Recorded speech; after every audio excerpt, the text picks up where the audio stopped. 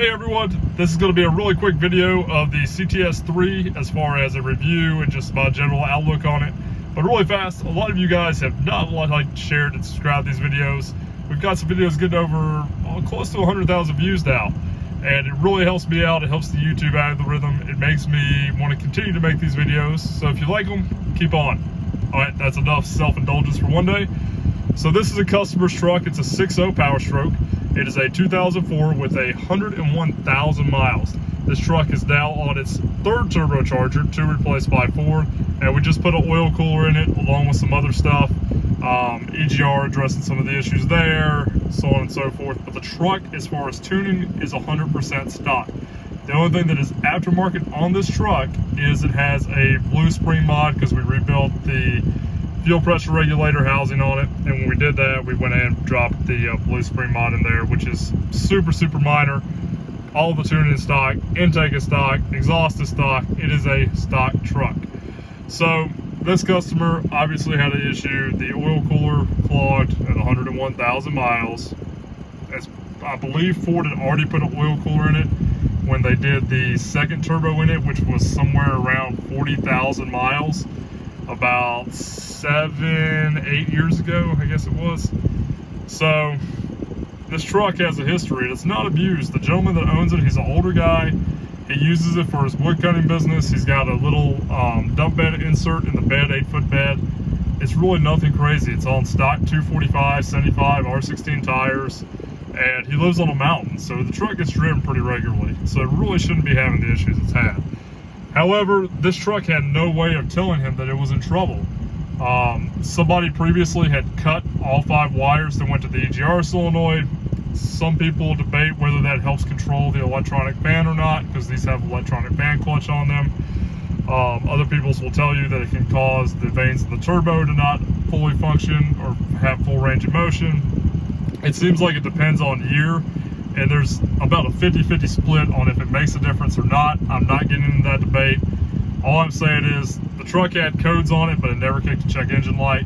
When we ran the deltas on this truck, which is the difference between the engine coolant temperature and the engine oil temperature, it was pretty bad. It was running about 190 degrees coolant temperature, and after about 15-20 minutes of driving, light driving with really no heavy load on it, oil temperature hit almost 240. That's dangerous. The vanes on the turbocharger were majorly stuck, and yeah, so it had some issues. Not a single code. So to help him, now that we've put a lot of money into getting this truck back on the road for him, making sure it's reliable, I said, hey, how about we put in something that can help you monitor that? And we get to the CTS3. Now, previously I've had a CTS2, and I thought it was pretty good. I had it in a 6.7 Cummins. It was a 2007 and a half model year. So that kind of crossover changed. 2007, you could get the 5.9 or the 6.7 later half of the year. And I was really happy with it. Things I was not so happy about was the screen was terrible and the processing speed was horrible on it. It would take forever to start up. It was a little bit glitchy. I will say the CTS3, I'm going to be getting one for my truck because it's so much faster. The screen's a little bit bigger and the touch screen is phenomenal. Now I've set these gauges up. You can fully customize everything. It doesn't come set up like this. I set it up for the owner like this. We already set all the warnings. You can set audio warnings. It's got these cool LEDs across the top that will light up. The first 2 are yellow or orange. The last 3 are like reddish. And you can set up all kinds of really awesome warnings. And you can kind of see how I've done it here on Boost. So let's just go in here, double tap the screen. It does take a second to switch over your PIDs, but it's nothing too crazy. Boom, we're there. And we can literally adjust so much on this. The minor ticks, the major ticks. We can set up values as far as where we want to start, where we want to stop at. But big thing is the warnings. I love this feature. So for him, this is a stock truck. It makes like 22, 23 pounds of boost. So I have the warning to start at 23. Nothing happens when the warning comes up. You know, it gets into the yellow. It's just there to kind of show him, hey, you know, this is about where boost should peak. And then we set the alert value because at 27, once again, this truck's running 23 pounds under really heavy load. If it gets to 27, 28, something's probably going on. Either he's going to get close to an overboost code, and I just kind of like how that one's set up. Let's go back here though. And just kind of showing you the speed here. It's not crazy fast, but I mean, it's such an improvement over the CTS2, and it's so interchangeable. I love it. So I also set up a third screen. I set up 2 screens for him, and you can have up to 3. Switch here, he's got a little bit more information on this one. So FICM, voltage, always important. You know, exhaust back pressure, not that he really needs it, but it's there. This is the screen that I would use in my truck. If I was driving around, these are the functions I would probably want to see. And once again, we can set up the dashes however we want. Let's go to EOT here, because that's an important one. Double tap on it. Boom. And now I've set up all these little clicks based on these little PIDs and functions. So your warning value 220. 220, you're not crazy hot. You're getting there. Once again, it just kind of shows him as an older guy who may not be super mechanically inclined. Okay, I'm getting a little warm, need to be watching it. By 232, you probably need to be trying to cool it down. I mean, that's getting pretty hot. By 240, definitely you need to be pulling over, because being a Huey injection system, you don't want to get that hot. You can also set minimal values too. So you can flip it, you can choose if you have sound on, sound off. You can change, once again, your minimal values, which I put it at 150. That way, once it starts turning green, he knows he's green to go. The truck's nice and warm, because he does tow sometimes with it. So if he knows that his oil temperature and coolant temperature is in the green, same thing with the transmission temperature, he knows he's good to start pulling. You don't really need to let these trucks idle for a long time to warm up, but it's a good idea. Same thing, you can change your colors. You can also do customized colors if you know like a certain code. When I say code, I mean like a paint code. Let's go back here. There's just so much. This is awesome. I mean, it's such an improvement. If you don't have a backup camera, they have a backup camera option you can add to this. You could also add other sensors that basically just plug into the harness. We went with this hard mount. I really like this design because it doesn't have the stupid little sensor on your dash or the stupid suction cup. These hold in place pretty well. I've used these in the past. The cord is tucked way back here behind the dash, so there's nothing, you know, riding around, or it's just makes it a really clean install. And these little cups, I think they're like 60 bucks. They're not too bad. You can see on this one we have it set up so the green is always going to be his temperatures. So he has engine coolant here, engine oil temperature here. He's got his battery data here for his FICM and his battery. Over here he's got his transmission temperature, what gear he's in.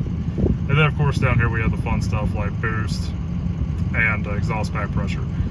Over here, you know, corrected speed. His speedometer was about 3 miles an hour off. Not crazy off, but enough that it was kind of bothering him, so now he'll have that. And just a fun tachometer. Now, if you really want to get wild with it, there's like 23 preloaded screens. So this is just one. There's 2. And there's 3. Let's see if I can get a slide. There we go.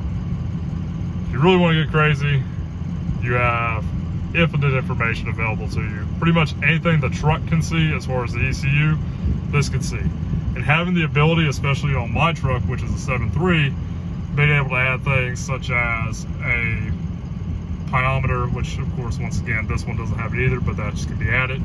But even for me, something like fuel pressure or HPO pressure, something that may not be accessible through the factory ECU, you can add to this. Overall, there's just so much, and we can get into here if you've got the backup camera and whatnot. And once again, that touchscreen is so much better. You can do data logging. You've of course got your wallpapers, your theme selection, and then when we go to layouts, there's just so much available. I mean, you go in here and you have something like 23 different screens that you can pick from, displays. And once again, my hands are dirty and I'm using the camera to look through, but tons and tons of options. Everything's customizable. I'm just going to kind of flip through these just so you can see the list.